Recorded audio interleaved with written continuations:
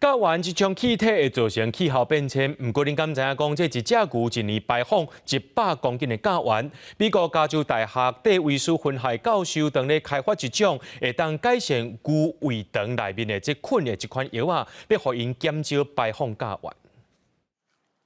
研究人员甲长长的讲啊，对这只2个月大的牛仔囝喙内伸入去胃的内底，结果对伊的瘤胃内底抽出水样的样本。瘤胃是反草动物头一个胃，因食入去的食物会伫瘤胃内底互微生物分解消化，无当互牛吸收的副产物就变做氢气。科学家就是要利用这样本，研究甲氢气转换成做甲烷的微生物。 因为甲烷袂互牛只消化，而是地质的拍会排出。所以讲科学家目标就是要开发改变牛只肠道菌的药丸，互牛只排放更加少，也是根本卖排放甲烷。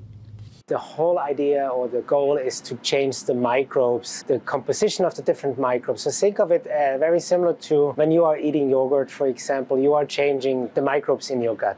一只牛每年大约排放100公斤的甲烷，而且甲烷会用伫大气中存在12年左右。科学家讲，因讲全球一半的气温升悬是因为甲烷。虽然科学家无都规气移除牛只胃内底产生甲烷的细菌，所以讲一方面互因食这个含海藻饮食来减少甲烷的产生，更加希望经由基因的改造对源头来阻止产生甲烷的细菌。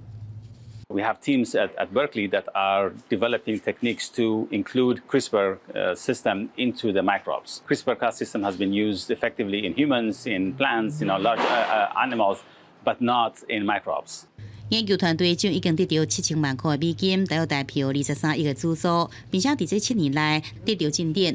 科布雷布讲，因长期以来研究影响植物发展的方法，反对减少食肉类来拯救地球的好药，因为这口号无得甲对已开发国家健康的大人有效。也毋过新兴开发中的国家，像是印尼5岁以下囡仔有生长缓慢现象的大约占20%，因正需要加食一寡肉类甲零制品来改善健康的状况。公视新闻新乐配编译。